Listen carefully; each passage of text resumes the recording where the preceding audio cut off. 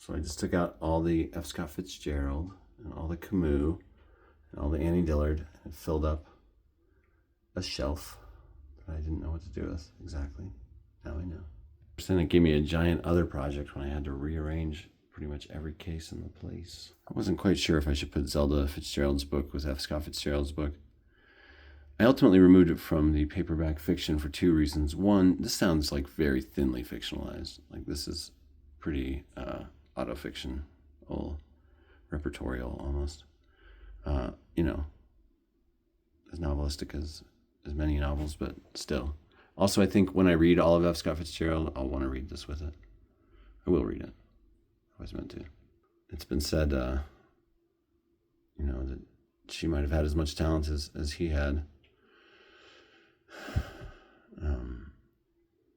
But they were really both bad for each other in real ways. I mean, she forced him to like live above his means, basically. And he was a debauched alcoholic with mistresses. Yeah, I got a good amount of Camus and Dillard and books about Dillard. I had more in my old collection before I culled the collection from 11,000 down to 3,000 or 4,000. But since I had to go over all the cases to fill the gaps again and rearrange things a little bit, I noticed this book and this one, Prison Writings of Leonard Peltier. I heard he just got allowed to go home. It's a real wishy-washy pardon of sorts. It was like, nope, we're not pardoning you for anything, but you can go home because you're old and sick. So better than nothing. But I've been seeing graffiti about this and stenciled graffiti about this for many, many years. Prison Writings. I don't know. I mean, I'm not as educated on him as I should be, but I know that I heard enough to think this guy's getting scapegoated and harassed. And there's a crime. Who did it? Probably that Native American guy over there. Well, but I don't think so. And then this book, because I made a joke one time that I knew my students were never paying attention because if Balzac got mentioned, no one even giggled or anything. But today, some of my students snickered when his name came up, so I think I'm getting through to them.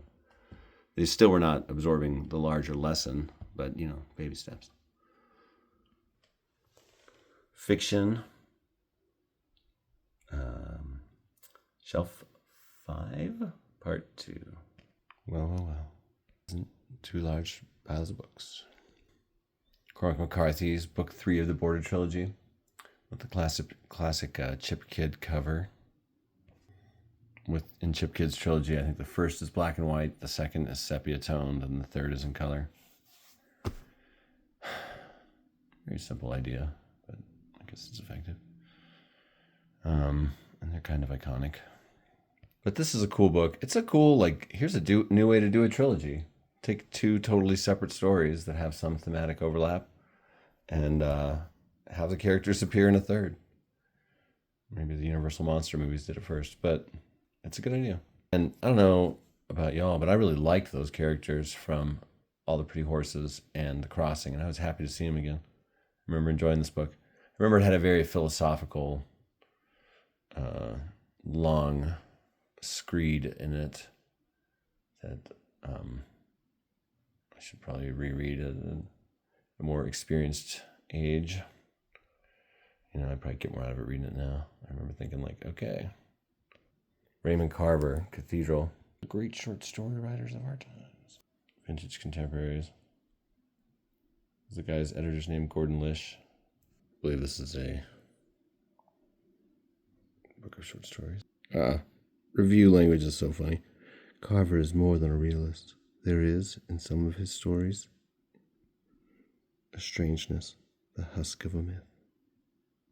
Oh, this one keeps turning up. Well, I never finished the story the last time.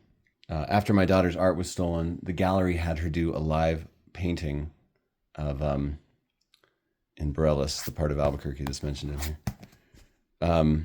The gallery had her do a live painting while this big exhibit premiere of all these people's art made over the course of a month, day by day, was exhibited. And it was really cool, and it was a really good memory. So it did turn out. So that is also that area. And one time I hung out with a real gangster around there, and he like was very complimentary toward me. It made me feel like I also was very cool. He called me Avato Loco Essay. And it's been a long time since someone had said something nice. Guess I have a second copy of this. Notes from the Beach at Carmel. Look at that crappy spine. If I have 2 copies of this, this thing is going away. It's also got weird splotches on it. Pass. You're going to go to a nice home for someone with much lower standards in the quality of the condition of their books. But they'll probably care for you. Probably. Oh, I was on such a James Salter buying binge after I read that one, Solo Faces, that's what it was called. It was a collection of short stories from him. I was also on the website Paperback Swap at the time, which, if that's still around, is a great site for trading books for very cheap.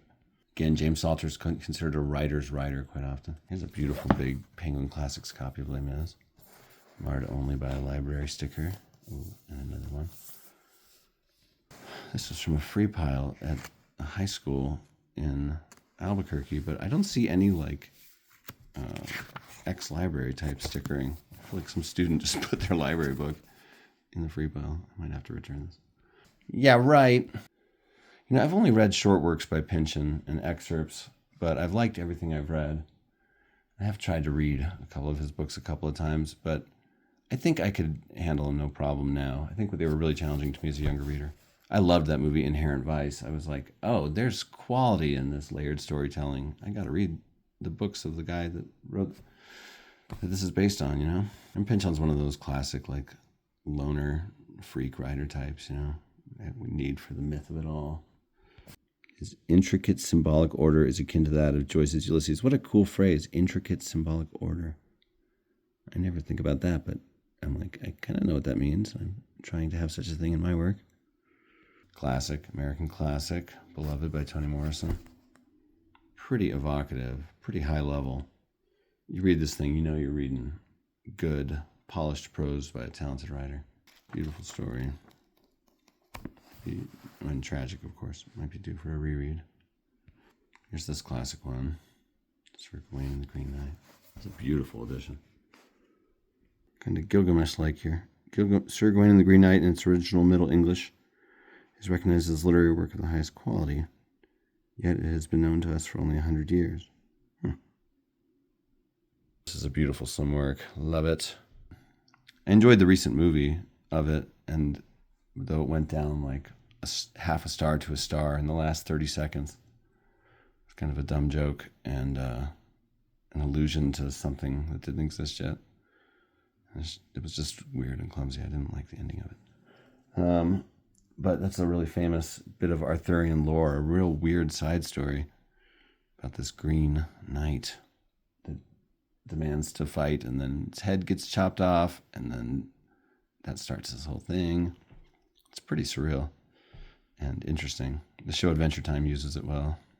Another copy of My Antonia. Got a few of these. John Steinbeck, East of Eden. I used to write this column, and I wanted it to be called East of Albuquerque, alluding to this, but they made me call it Turquoise Tales. Interesting. This is a modern retelling of the Book of Genesis. East of Eden. Called East of Eden, the first book.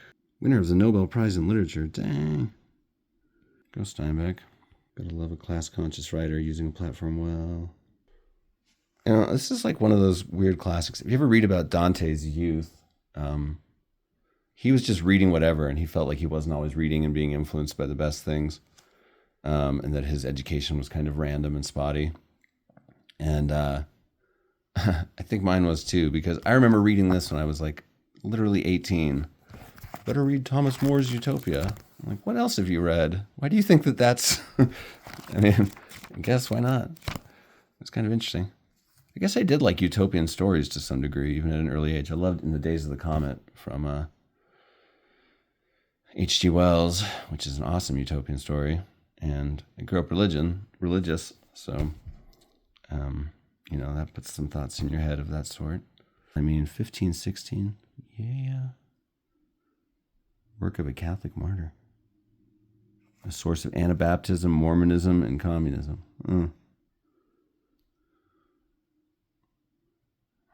Revolutionized Plato's classical blueprint of the perfect republic, mainly by its realism.